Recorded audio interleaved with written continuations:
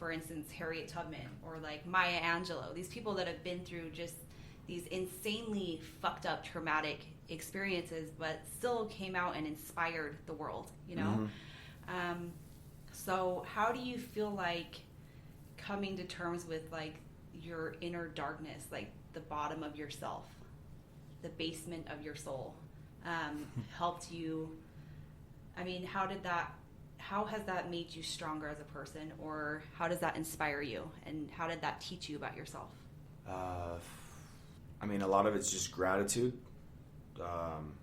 You know, like being able to go through something like that and then have it come out on the other end and have another chance, another shot at life, doing life the right way.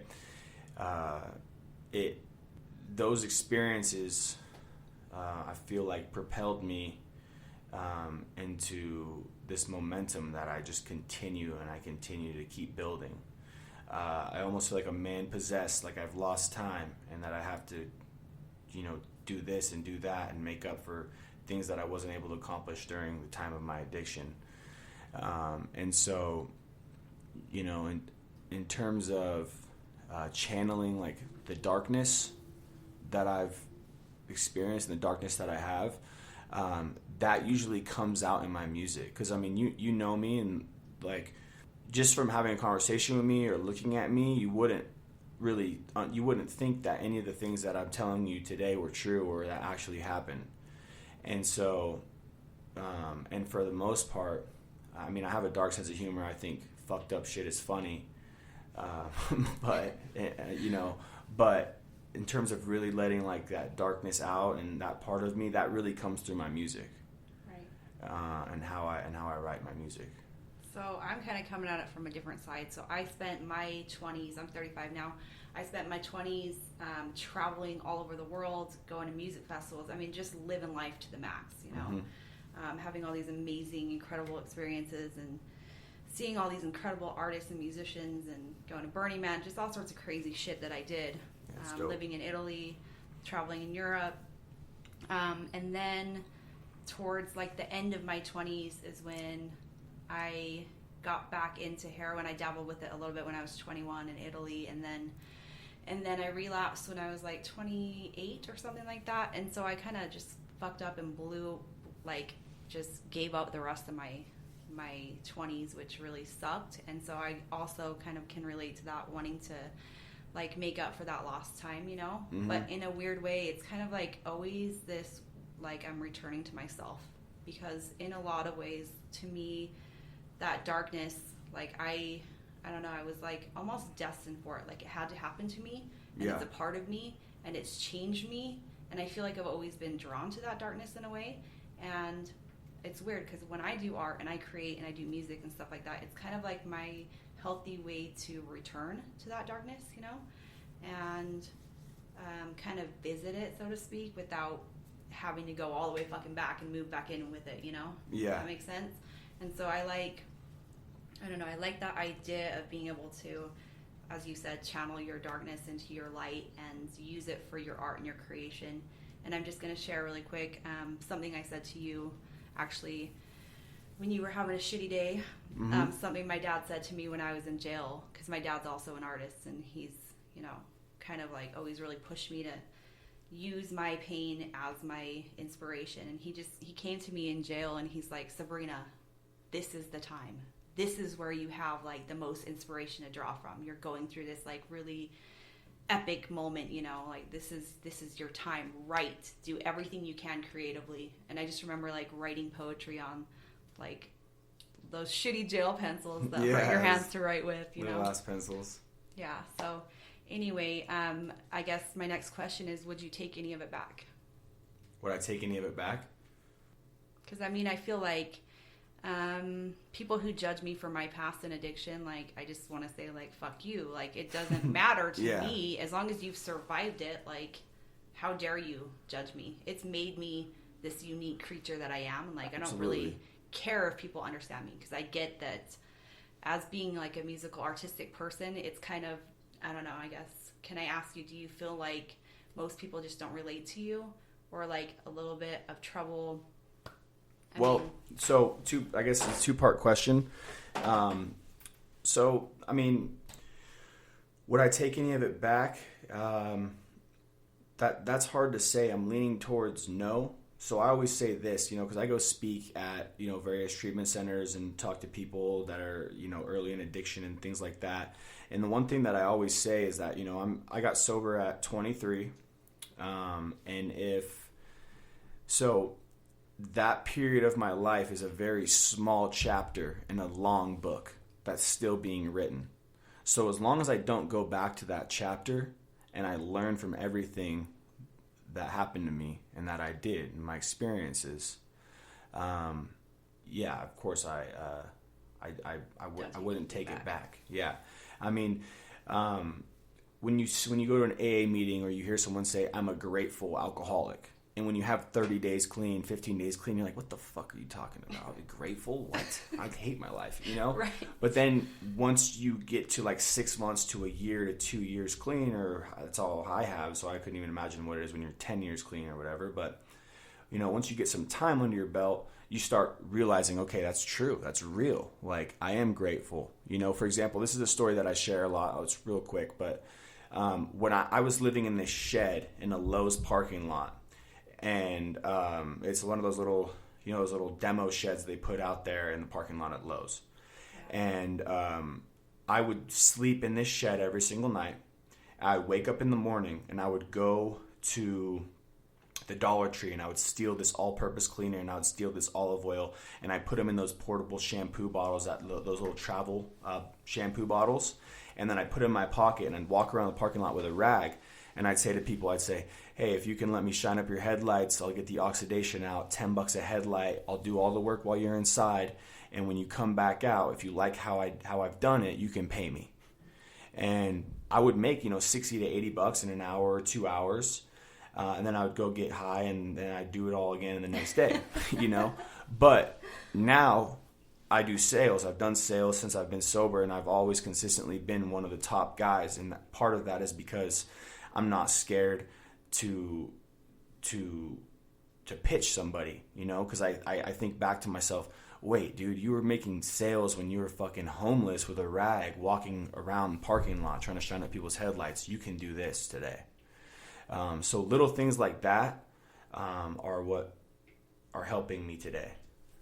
So awesome. That pretty much answers my question. Now, to go back to kind of the second part of my original question there, do you feel like, the world obviously can't handle people like us in a lot of ways, but like not only being an addict and having that dark past, but also being a creative type, do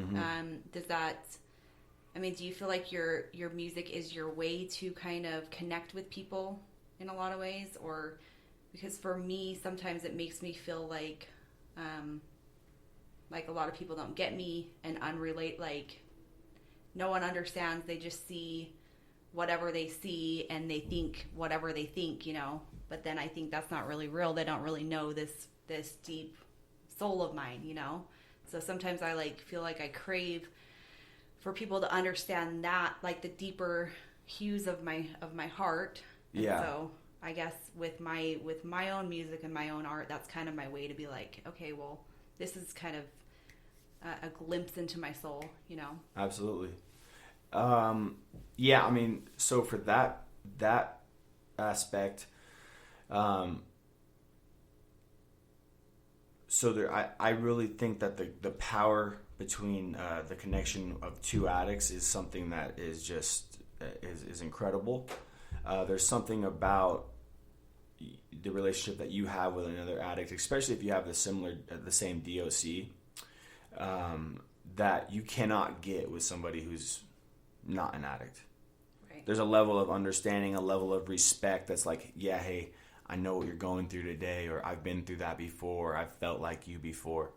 And so you're just kind of on this it's like telepathic wavelength, where you just kind of understand each other. And so in terms of normal people in the world, people that aren't addicts, for the most part, I don't expect them to understand me, and I don't place that expectation on people. One of the things that it can do is it can have me just withdraw from them, from interacting with people. Just you know what, like I'm just going to be kind of surface level with this person because I don't feel like this is a good person for me to connect with, or they're going to understand me. And that predisposed, you know, judgment is probably not a good thing, but sometimes that's just what I do. Protection. Yeah, instead of opening up. But what I've found now is that once I start, I was really shameful the last year and a half, 18 months of my recovery to share my story with anybody, especially women that I was like trying to date or see.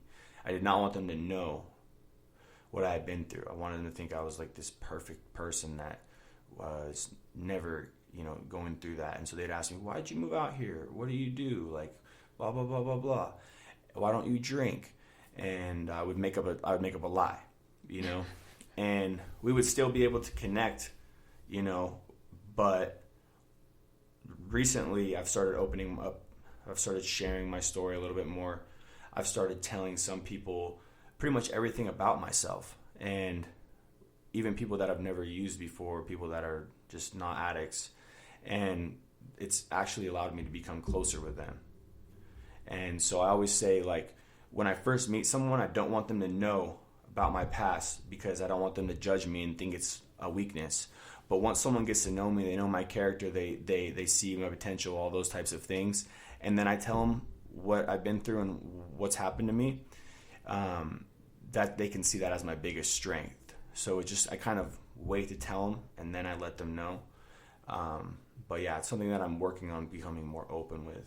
See, and I'm just like, here I am to everybody. Like I can't help it. So yeah, and you know, I don't know, when I really think about it, I don't really give a fuck. Like I've been through enough in my life. Like I know who the fuck I am now, and so yeah, so I'm just kind of coming at it from a different end of the spectrum.